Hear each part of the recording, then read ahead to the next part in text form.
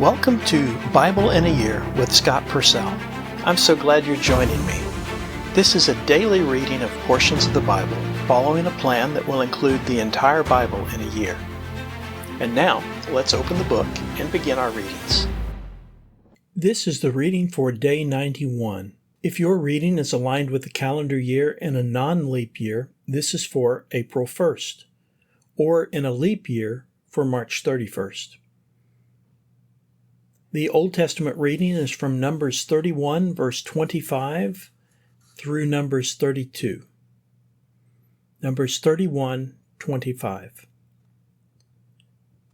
Yahweh said to Moses, saying, "You and Eleazar the priest, and the leaders of the families of the community, take count of the war booty that was captured, both humans and the domestic animals. Divide the war booty between those who engaged in the war, who went out to the battle, and all the community. Exact a tribute for Yahweh from the men of the war, those who went out to the battle, one from 500 persons, and from the cattle, and from the male donkeys, and from the flock. Take from their half and give it to Eleazar the priest as a contribution to Yahweh. From half of the Israelites, take one share drawn by lot from the 50, from the humans, from the cattle, from the male donkeys, from the flock, from all the domestic animals, and give them to the Levites who keep the responsibilities of the tabernacle of Yahweh." Moses and Eleazar the priest did just as Yahweh commanded Moses. Thus the war booty that remained of the plunder that the people of the battle plundered was 675,000 flocks of sheep, 72,000 cattle, 61,000 male donkeys, and the life of humankind from the women who did not have sexual intercourse with a man. All the persons were 32,000. The half of the share that was going out to the battle, the number of the flock of sheep was 337,500. The tribute to Yahweh from the flock was 675, and the cattle were 36,000, and the tribute to Yahweh was 72. Of the male donkeys there were 30,500, and the tribute to Yahweh was 61. The humans were 16,000, and the tribute to Yahweh was 32 persons. And Moses gave away the tribute of the contribution of Yahweh to Eleazar the priest, just as Yahweh commanded Moses. From the half of the Israelites which Moses divided from the men who were fighting, the half that belonged to the community was 337,500 from the flock, and 36,000 cattle, and 30,500 male donkeys, and 16,000 humans. From the half that belonged to the Israelites, Moses took one share drawn by lot out of every 50 humans and domestic animals, and he gave them to the Levites, who keep the responsibility of the tabernacle of Yahweh, just as Yahweh commanded Moses. Then the leaders of the thousands of the army, the commanders of the thousands, and the commanders of the hundreds approached Moses, and they said to Moses, "Your servants have taken count of the men of war who were in our charge, and no man is missing from us.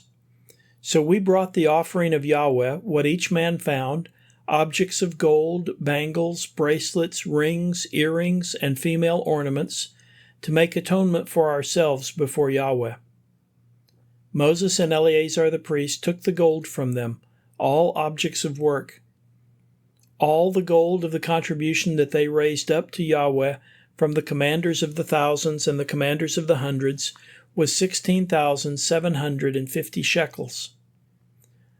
The men of battle plundered each for himself. So Moses and Eleazar the priest took the gold from the commanders of the thousands and hundreds, and they brought it to the tent of the assembly as a memorial for the Israelites before Yahweh. Numbers 32. The descendants of Reuben and the descendants of Gad had a very large number of livestock. And they saw the land of Jazer and the land of Gilead, and behold, it was a place for livestock. The descendants of Gad and the descendants of Reuben came And they said to Moses and to Eleazar the priest and to the leaders of the community, saying, Ataroth, Dibon, Jazer, Nimrah, Heshbon, Elilah, Sibon, Nebo, and Beon, the land that Yahweh struck before the community of Israel, is a land of livestock, and your servants have livestock. They said, If we have found favor in your sight, let this land be given to your servants as property. Do not lead us across the Jordan. But Moses said to the descendants of Gad and to the descendants of Reuben, Will your brothers go to war while you yourselves live here? Why are you discouraging the hearts of the Israelites from crossing into the land that Yahweh gave to them? This is what your fathers did when I sent them from Kadesh Barnea to see the land. When they went up to the valley of Eshcol and saw the land, they discouraged the heart of the Israelites so that they did not come to the land that Yahweh gave to them. So Yahweh's anger burned on that day, and he swore an oath, saying, The men who went up from Egypt, from those 20 years old and above, will not see the land that I swore with an oath to Abraham, Isaac, and Jacob, because they have not wholly followed me, except Caleb son of Jephunneh the Kenizzite, and Joshua son of Nun, because they followed Yahweh wholly.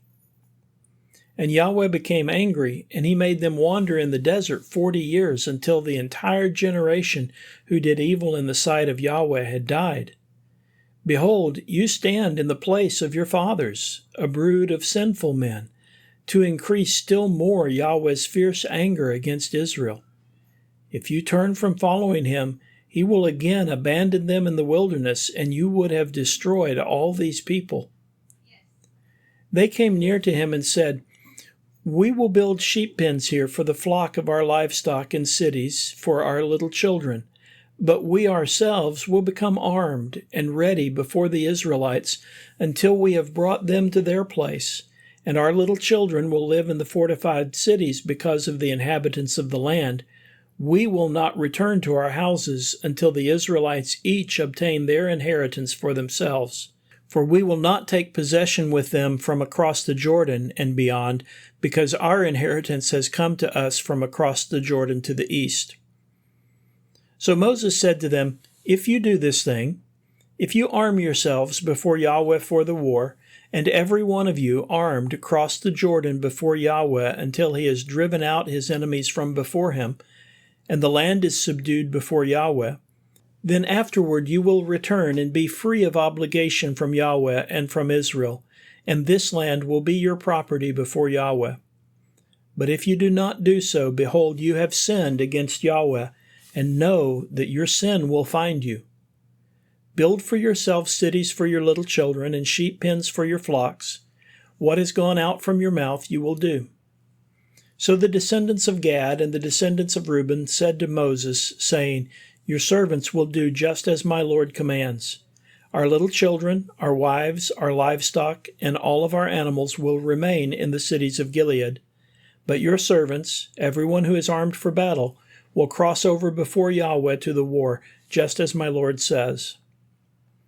So Moses commanded them, Eleazar the priest, Joshua son of Nun, and the heads of the families of the tribes of the Israelites.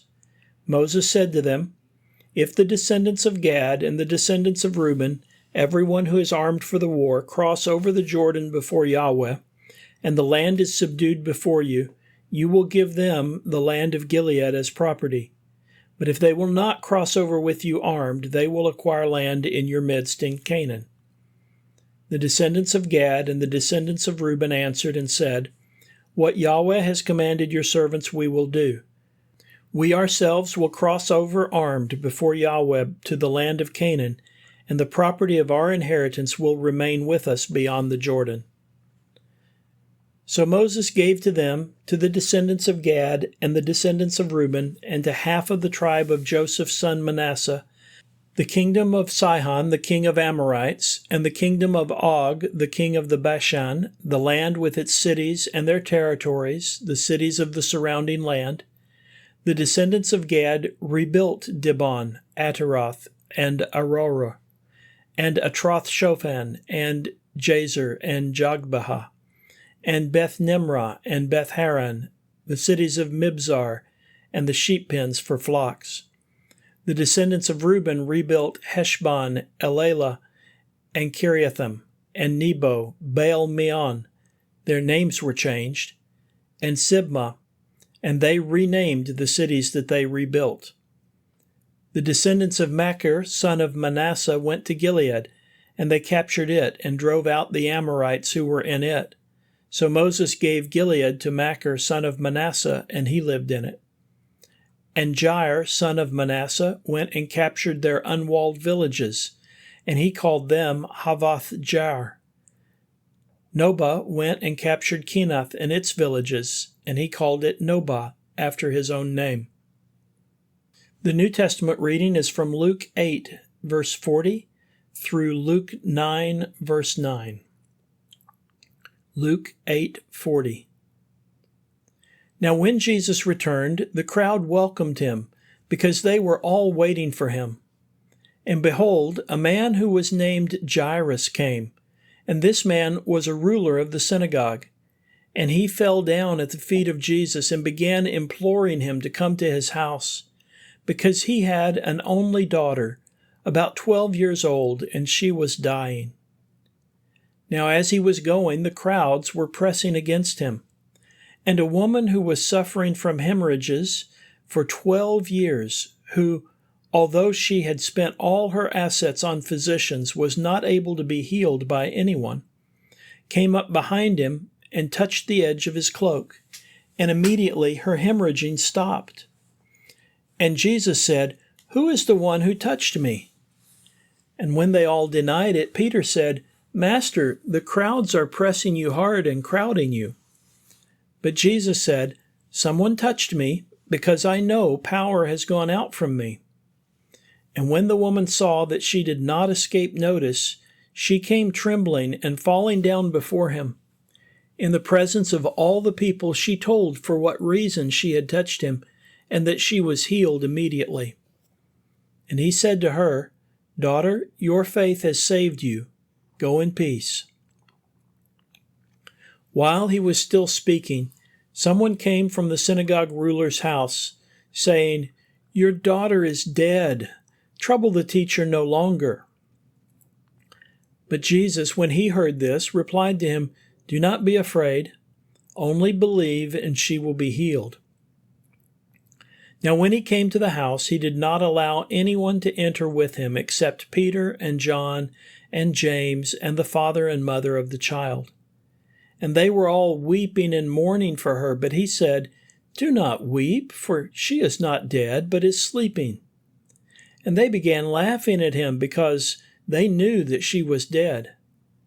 But he took her hand and called, saying, "Child, get up."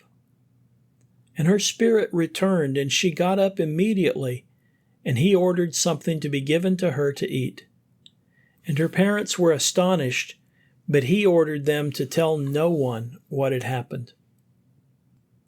Luke 9:1.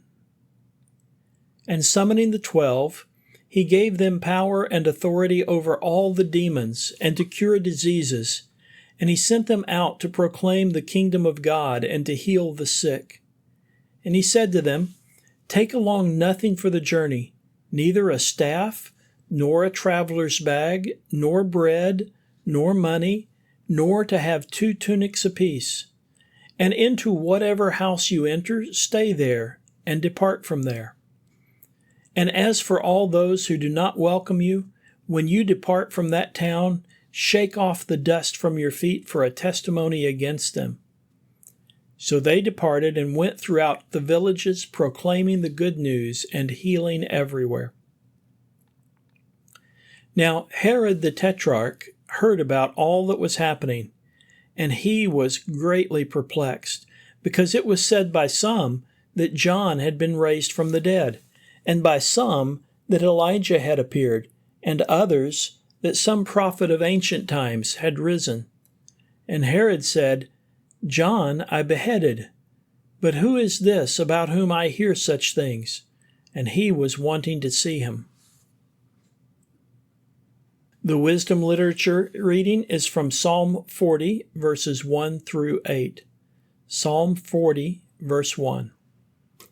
For the music director, of David, a psalm. I waited patiently for Yahweh, and He inclined to me, and heard my cry for help. So He brought me up from the roaring pit, from the miry clay, and He put my feet upon a rock. He made my steps steady.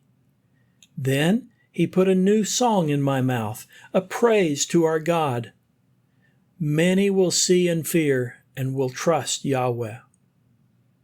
Blessed is the man who makes Yahweh his trust, and does not turn to the proud, and to those who fall away to a lie. Many things, O Yahweh my God, you have done, your wonderful deeds and your thoughts toward us. There is none to compare with you. If I tried to proclaim and tell of them, they would be too numerous to count. A sacrifice and offering you do not desire. My ears you have opened. Burnt offering and sin offering you have not demanded. Then I said, Look, I come. In the scroll of the book it is written concerning me, I delight to do your will, O God, and your law is deep within me. This concludes the reading for Day 91.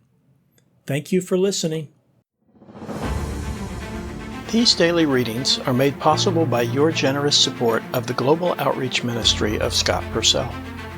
To partner with us and enable this work and others like it, please visit huttobible.com/give and select Go Pastor Support from the fund list. You can also sign up for ministry updates at scott-purcell.epistle.org/subscribe. Both of those links can be found in the podcast description. Thank you for helping us share God's Word.